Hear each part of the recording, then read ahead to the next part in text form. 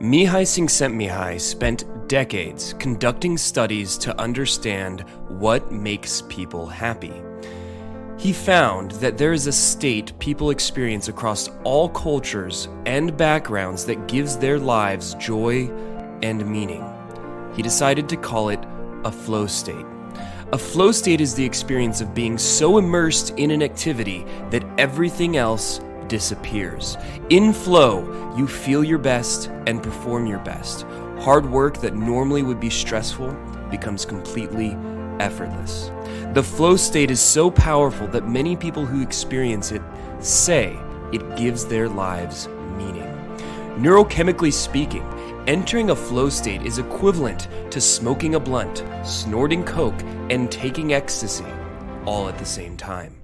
Sadly, 15% of Americans never experience flow states. Another 25% rarely experience them.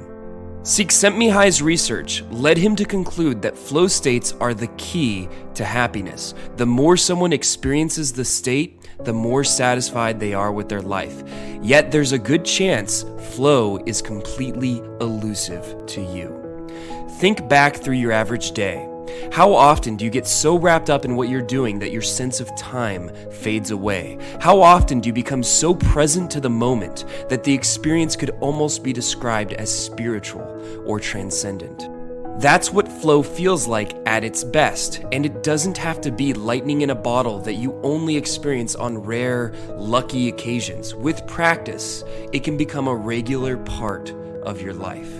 In this summary, I'm going to explain the key lessons from Mihaly Csikszentmihalyi's book, Finding Flow, and you will learn how to enter flow states more often.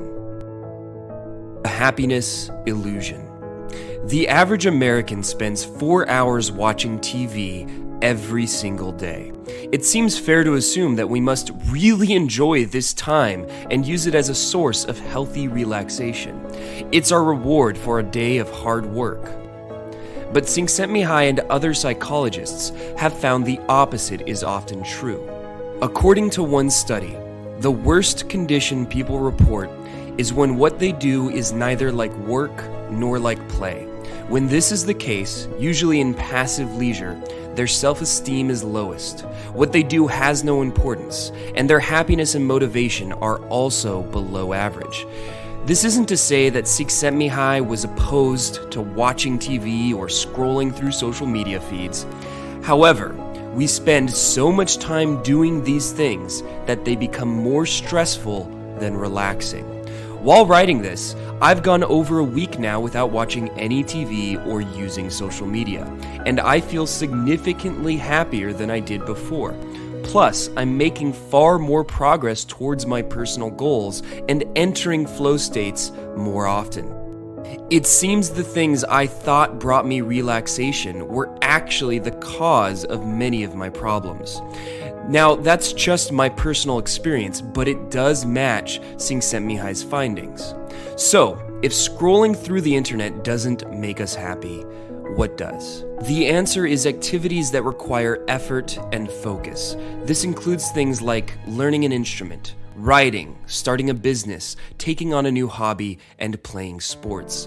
The activities that give us the most flow are difficult to start. They require what Csikszentmihalyi calls psychic energy. And no, unfortunately, he's not referring to the psychic energy that bends spoons. He's essentially talking about willpower. Getting into a flow state requires that we face a challenge head on. But the alternative is worse. When we spend too much time being passive, we move towards entropy, a state of inner turmoil that makes us feel powerless. We get the feeling that instead of creating the life we want, we are passive observers letting life go by. And as a result, we get lost in negative, neurotic thinking. But when you do things that require energy and focused attention, you open the doors to flow states and a deep sense of inner harmony. Entropy is the feeling of being separate from the outside world. Flow is the feeling of being at one with it. Formula for flow. If our best experiences happen when we expend energy towards a goal, why are those activities so stressful? This happens when the challenge of an activity exceeds our skill level by too great a margin. According to Csikszentmihalyi, the key to entering a flow state is finding the right balance between challenge and skill. If something is too difficult for your abilities, it creates anxiety. Imagine that you go to a basketball court and an NBA pro challenges you to a match. You're probably not going to have a very good time. Conversely, if something is too easy for you, it leads to boredom. Imagine you're at the same basketball court, but this time a middle schooler challenges you to a match. It would get boring because it would be too easy. Well, hopefully. So, if you've never worked out before, going to the gym at all is very challenging to the point that you may not enter a flow state. You don't have skill yet, but you do have a challenge. It's crucial to accept that this is part of the process. When you're new to an activity, don't expect to get much flow from it. There is an initial pain period that you must embrace. Over time, though, your skills will increase and the doors to flow will open. There's a simple hack you can use to reduce the challenge of anything, and that's to simply change your goal. If you're making a YouTube channel, don't start with a goal to publish a video every day. Make things easier on yourself by starting with something simple, like, I'll talk to the camera for 1 minute, afterward, I can stop. If you don't have much skill in something, making your goals easy to accomplish will help you enter a flow state. If you're out of shape, you don't need to go to the gym for an hour to challenge yourself. Just going to the gym and starting a workout is probably enough, and by lowering your definition of success, you will be less stressed while engaged in the activity.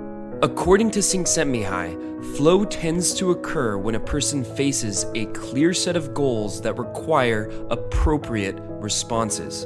It is easy to enter flow in games such as chess, tennis, or poker because they have goals and rules for action that make it possible for the player to act without questioning what should be done and how. For the duration of the game, the player lives in a self-contained universe where everything is black and white. The same clarity of goals is present if you perform a religious ritual, play a musical piece, weave a rug, write a computer program, climb a mountain, or perform surgery. Activities that induce flow could be called flow activities because they make it more likely for the experience to occur. In contrast to normal life, flow activities allow a person to focus on goals that are clear and compatible. So, activities like playing sports or learning an instrument often lead to flow states. But what about something like reading or washing the dishes? You can increase the likelihood that any activity will induce a flow state by adding a goal to it. For instance, you could make a goal to read a chapter of a book at a slightly faster rate than usual. The key to making this work is setting a goal that is difficult enough to challenge you, but not to overwhelm you. As another example, if you're in a conversation, you can challenge yourself to focus completely on what the other person is saying, as opposed to retreating to your own thoughts. Taking on this goal will not only make the conversation more engaging for you, but it will also make the other person feel more connected with you. In general, you can expect to experience the most flow when doing challenging activities that have clear goals and involve some form of risk. This includes stand-up comedy, writing, learning an instrument, playing a sport, starting a hobby, weightlifting, and many different skill-intensive careers. But even a job as simple as selling phones can induce flow if you add goals to it, such as attempting to get the most sales in a given day. The autotelic life. When something is autotelic, it is enjoyable for its own sake, regardless of what we gain from it. Playing guitar is autotelic if you do it even though your mom is your only fan. Writing a love poem is autotelic when the process of making it is so enjoyable that you would do it again even though your crush ended up laughing in your face when you showed it to her. That definitely hasn't happened to me before. Flow states allow us to craft our lives to become autotelic. Happiness no longer has to be something that we will achieve once we reach a goal in the distant future. Happiness becomes something we experience regardless of external circumstances. And it just so happens that the activities which lead to flow are also those that will help you achieve your long-term goals. If you want to make more money, flow is the fast track to getting there. If you want to get into better shape, flow is the path forward.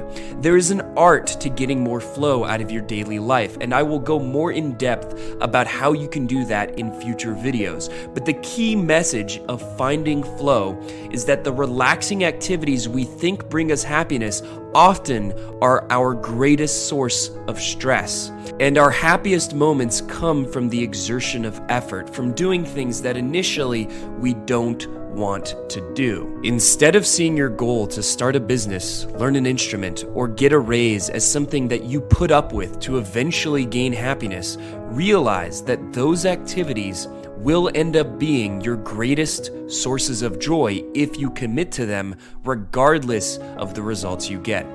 The secret is to adjust the challenge to your current level of skill. When you are new to an activity, set manageable goals that don't overwhelm you, and as your skill increases, adjust your goals accordingly. Sometimes all you need to do is start something for a minute per day. Go to the gym for at least 1 minute, read a book for at least 1 minute, start writing for at least 1 minute, and then build on that over time as your skills improve. The sweet spot for flow is to take on a goal that is 4% greater than your current skill level. This might mean adding 5 pounds to your bench press or playing a song 10% faster than before. Stretch yourself, but if you feel overly frustrated when doing something, make your goals easier to take the pressure off and get back into flow. This balancing act takes time to master, but the results are well worth it. Flow gives you the high of taking a powerful drug, but instead of destroying your life, it makes it better.